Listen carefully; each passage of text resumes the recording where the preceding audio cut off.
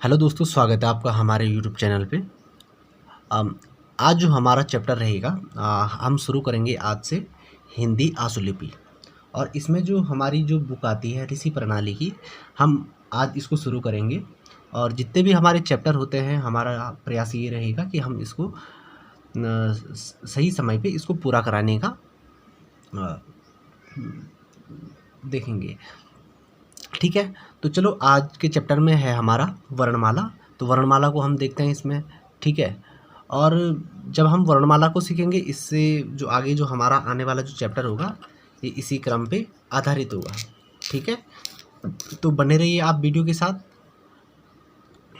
हिंदी आशुलिपि शुरू करने से पहले मैं आपको बता दूं कि इसको सीखने के लिए आपके पास पहले तो एक पेंसिल होना चाहिए। पहले तो आपके पास स्टेनो की जो पेंसिल आती है मार्केट में, आप उसको परचेस कर सकते हैं।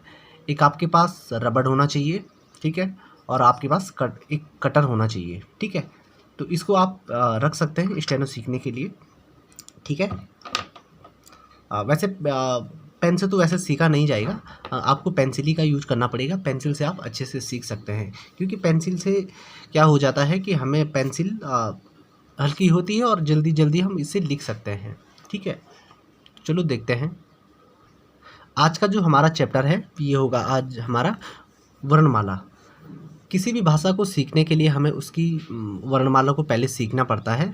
तो हम जो आज का जो हमारा टॉपिक रहेगा आशुलिपि, तो इसका जो पहला जो चैप्टर होगा वो ये वर्णमाला होगा। पहले मैं आपको बता दूं, इसको सीखने के लिए आपके पास पहले तो ये बुक होनी चाहिए। हम इसमें ऋषि प्रणाली सीखेंगे। ठीक है, इस प्रकार से ये बुक है। आपको पहले तो ये परचेस करना पड़ेगा। इसमें आपको ये सारे जितने भी सारे लेसन हैं हम इनको कराएंगे। और आज जो हमारा जो ये पहला चैप्टर होने वाला है ये वर्णमाला। तो चलो हम वर्णमाला को सीखते हैं। पहले मैंने यहाँ पे ये पहले से लिख के रखा हुआ है, क्योंकि इससे वीडियो लंबा हो जाएगा काफ़ी। और फिर ठीक है, तो हम यहाँ पे शुरू करते हैं। पहला जो हमारा यहाँ पे आप देखिएगा, ये है हमारा कवर्ग, चवर्ग, टवर्ग, तवर्ग, पवर्ग, और ये हमारे योरलवो श इस प्रकार से दिए गए हैं। तो इसमें हम पहले देखते हैं कवर्ग को। तो जो कवर्ग की जो रेखाएं होती हैं ये हमारी आडी होती हैं। ठीक है, कि ये लाइन पे लिखी जाएंगी। तो इस प्रकार से दिखेगा, आप यहाँ पे आपको दिख रहा होगा।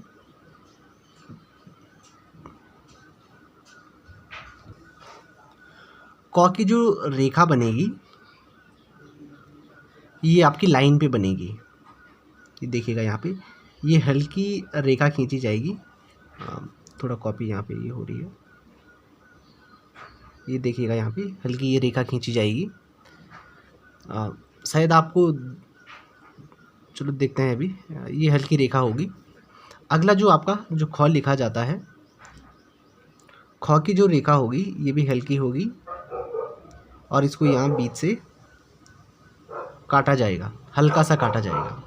ठीक है, अगला जो आपका गौ लिखा जाएगा। अब यहाँ पे ये समझने वाली बात है, क की जो रेखा है ये हल्की है। ठीक है, जो सीधी रेखा खींची गई है। ख इस प्रकार से रेखा खींची जाएगी और इसको बीच से काटा जाएगा। और अगला जो गौ बनेगा ये आपकी गाढ़ी रेखा बनेगी। ठीक है, एक ही बारी में खींचेंगे, गाढ़ी रेखा बनेगी। और जो गौ बनेगा आपका ये गाढ़ी रेखा बनेगी। ठीक है, और इसको बीच से काटा जाएगा। अब इसका जो समझने का तरीका है, यहाँ पे इस प्रकार समझ सकते हैं आप। क की हमने ये हल्की रेखा खींची लाइन पे। जो हम ख बनाएंगे, ख को हमने एक रेखा खींची और यहाँ से इसको बीच से काट दिया हल्के से। ठीक है, और जो गौ बनेगा, गौ इस प्रकार बनता है हमारा, ये गाढ़ी रेखा है। ठीक है, मैं आपको थोड़ा यहाँ पे भी दिखा लेता हूँ।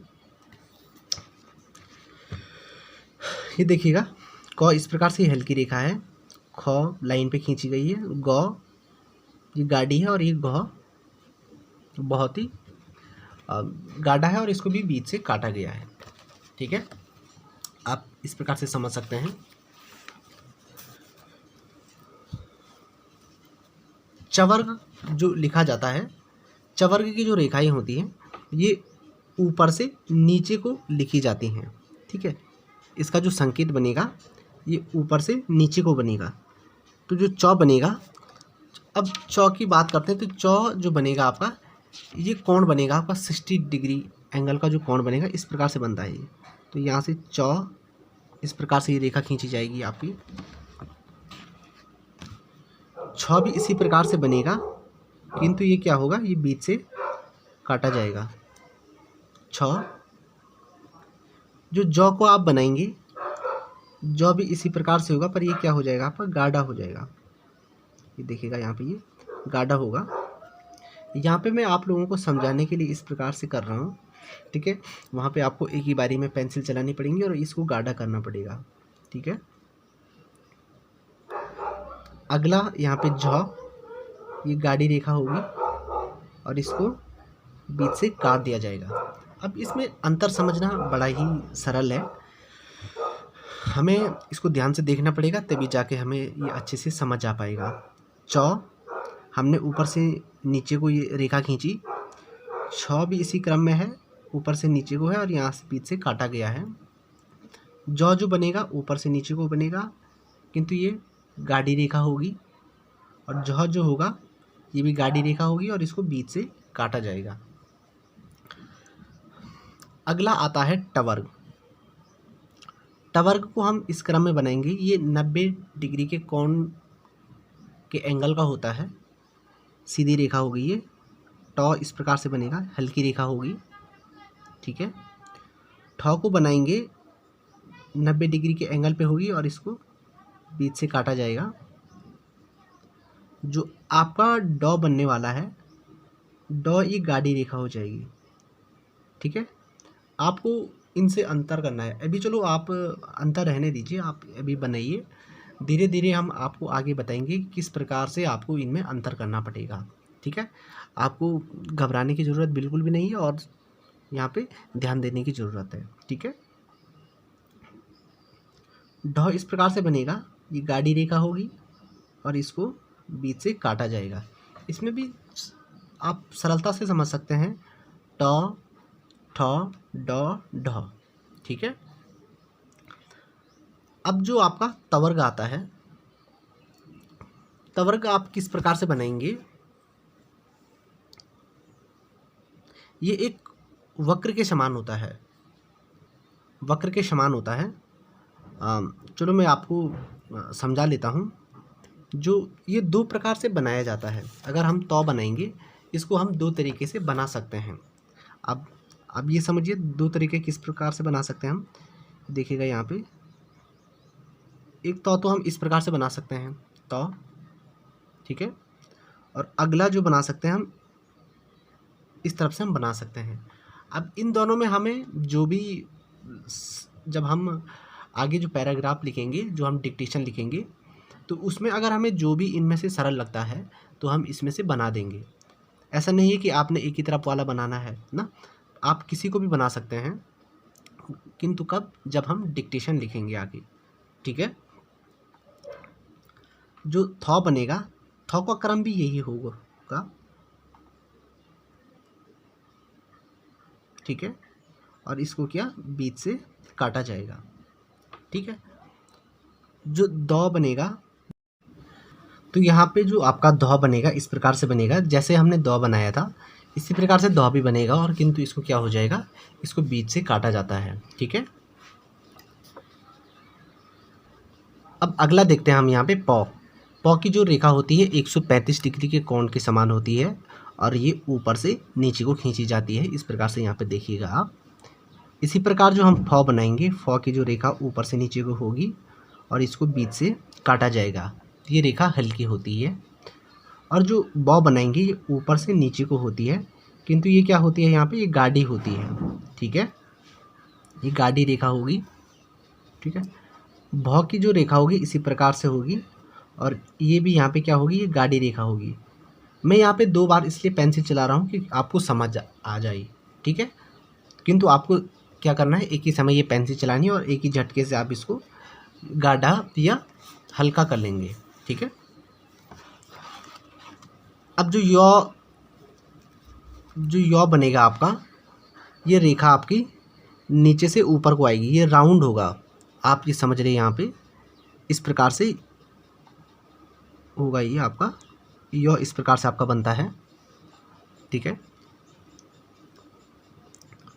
जो रॉ बनेगा आपका,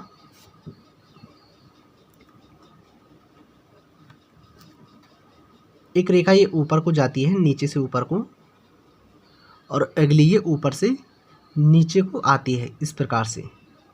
ये अलग अलग हैं, आप इन दोनों में से किसी को भी बना सकते हैं, ठीक है। एक ऊपर से एक नीचे से ऊपर को जा रही है और एक ऊपर से नीचे को आ रही है, ठीक है। आप सुविधा के अनुसार दोनों में से एक को बना सकते हैं, ठीक है। जो लॉ लिखा जाएगा आपका, ये नीचे से ऊपर को लिखा जाएगा, इस प्रकार से, ठीक है। अब अभी आप यहाँ पे भी सिर्फ ध्यान दीजिए किस प्रकार से बनना है और प्रैक्टिस करिए इसकी। लगभग कम से कम आपको इसको 2 या 3 बार लिखना है और पढ़ना है, तो आपको इसी क्रम में ये धीरे धीरे याद होगा। एक झटके से आपको ये याद होने वाला नहीं है, ठीक है।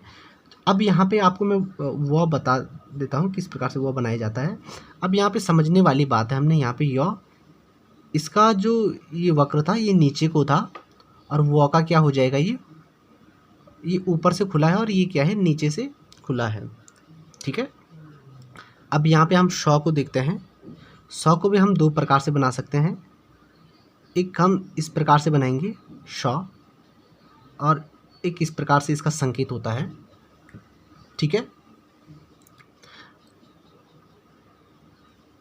यहाँ पे आप समझ रहे होंगे, एक इस प्रकार से हमने इधर को ये संकेत बनाया और दूसरा इस प्रकार से है। आप दोनों में से एक को यूज कर सकते हैं जब आप आगे डिक्टेशन लिखेंगे। अभी तो आपको 2 ही बनाने हैं याद करने के तरीके से, ठीक है। अगला जो हौ बनेगा, यहाँ से इस प्रकार ये राउंड होगा और ये इस प्रकार से रेखा खींची जाएगी, ठीक है। अगला जो यहाँ से राउंड होगा, एक ये नीचे को ये रेखा आएगी, ठीक है। आप यहाँ पे समझ सकते हैं किस प्रकार से मैंने ये बनाया। यहाँ से राउंड है, ये पूरा गोल है, और ऊपर को, और ये ऊपर से गोल है और नीचे को ये रेखा आई है, ठीक है। ये भी हमने 2 प्रकार से हमने ये बनाना सीखा। अगला जो हमारा मौ बनेगा, मौ को भी हम 2 प्रकार से सीखेंगे बनाना यहाँ पे, ठीक है। इस प्रकार से अर्धचंद्रमा की बिंदु के जैसा, इस प्रकार से, ठीक है। अगला जो हमारा मौ बनेगा, ये ऊपर को अर्धचंद्रमा की बिंदु के जैसा बनेगा। अब यहाँ पे समझने वाली क्या बात है, जो ये ऊपर को जिसका मुंह खुला है, यहाँ से हम क्या करेंगे, बीच से काट देंगे समझने के लिए, ठीक है। क्योंकि ऐसा ही संकेत हमारा मौ का भी है, तो हमें यहाँ पे थोड़ा अंतर करना पड़ेगा, ठीक है।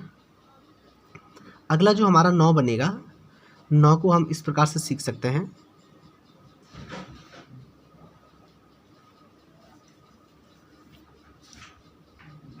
नौ को हम इस प्रकार से बनाते हैं। अब ये देखिए, यहाँ पे नौ को ऊपर से काटा नहीं है, तो हम यहाँ पे नौ को समझने के लिए यहाँ से ऊपर से काट देंगे, ठीक है। और अगला जो हमारा नौ बनेगा, ये ऊपर को इसका मुंह खुला है, ठीक है। ये हमने ऊपर से मौ को काटा हुआ था और यहाँ पे नौ को नहीं काटेंगे, ठीक है। आप यहाँ तक समझ गए होंगे। अब जो आपका डौ बनेगा, ये अब यहाँ पे मैं आपको पहले बताया था रॉ, तो रॉ के जैसा ही बनेगा। इस प्रकार से ये नीचे से ऊपर को ये रेखा जा रही है और एक ऊपर से नीचे को एक रेखा आ रही है। अब रॉ और डॉ में क्या अंतर है, रॉ की जो रेखा थी ये सीधी थी और यहाँ पे क्या था, इसको काटा नहीं था। डॉ का संकेत हम इस प्रकार से बनाएंगे, इन दोनों को बीच से काट देंगे, ठीक है। इसी प्रकार जो हमारा ढौ बनेगा, ढौ तो ये था, और डॉ इस प्रकार से बनेगा। इसका संकेत भी हौ के समान है और इसको क्या हो जाएगा, हम यहाँ से बीच से काट देंगे, ठीक है। यहाँ तक आपका समझ आया होगा।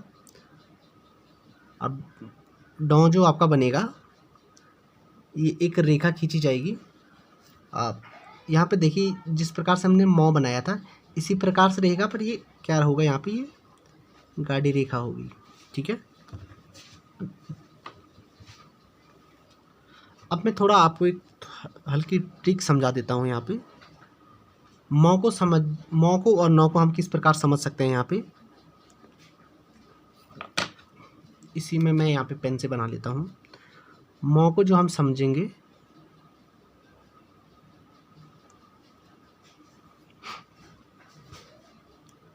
हमने एक वृत्त बनाया, इसको मैं बीच से काट दिया हूँ। ठीक है, अब जो मौ था, मौ को हमने क्या किया, यहाँ पे बीच से काटा है, ये नीचे से काटा हुआ है, सॉरी। ठीक है, और ऊपर से क्या है, ये सिर्फ चंद्रमा के बिंदु जैसा है जो नीचे को मुड़ा हुआ है। ठीक है, इसी प्रकार से हम जो नौ को बनाएंगे, ये आपको समझने के लिए बता रहा हूँ, ये आपकी बुक में नहीं होगा, इसलिए मैं आपको बता रहा हूँ कि आपको जल्दी से ये समझ आ जाए और आप परेशान ना हो। नौ को हम इस प्रकार से समझ सकते हैं। जो नौ यहाँ पे ये देखिए ऊपर से काटा हुआ है, तो यहाँ पे ये देखिएगा, और नीचे से ये जो नीचे से ऊपर को ये अर्धचंद्रमा के बिंदु जैसा घुमा है, ये यहाँ पे क्या है, क्लियर है। ठीक है, अब यहाँ पे मैं आपको थोड़ा हल्का बता देता हूँ कि हम इसमें किस प्रकार से जो हम आगे लिखेंगे।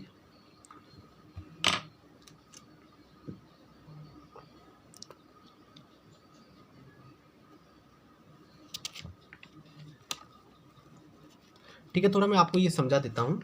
ठीक है, इसको समझने के लिए हम इस प्रकार से समझ सकते हैं। जो मैं आपको अभी बताया था, जो हमारा चौ बनेगा, चौ का जो हमारा कोण होगा 60 डिग्री के एंगल के समान होगा। यहाँ पे आप ये देख सकते हैं।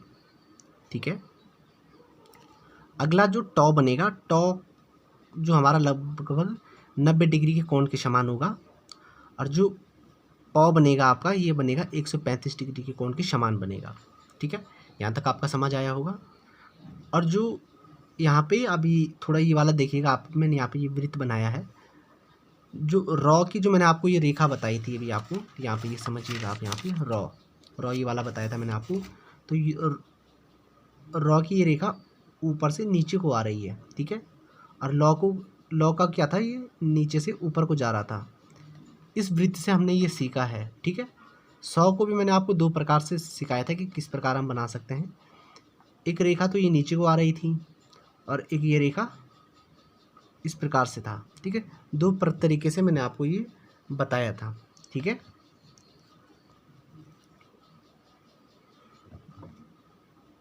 अब मैंने यहाँ पे आपको तो को भी 2 प्रकार से बनाया सिखाया था। एक इस प्रकार से यहाँ से लेके यहाँ तक, और दूसरा यहाँ से लेके यहाँ तक, इस प्रकार से समझाया था मैंने आपको। मौ को मैंने आपको भी जो 2 तरीके से मैंने मौ भी समझाया था, एक इस प्रकार से, यहाँ पे एक प्रकार ही समझाया गया है, और यहाँ पे ये नौ इस प्रकार से। ठीक है, आगे भी इसी क्रम से वीडियो जारी रहेंगे। अगर आपको वीडियो अच्छा लगा है तो चैनल को लाइक करें, सब्सक्राइब करें और शेयर करें। ठीक है, तब तक के लिए धन्यवाद।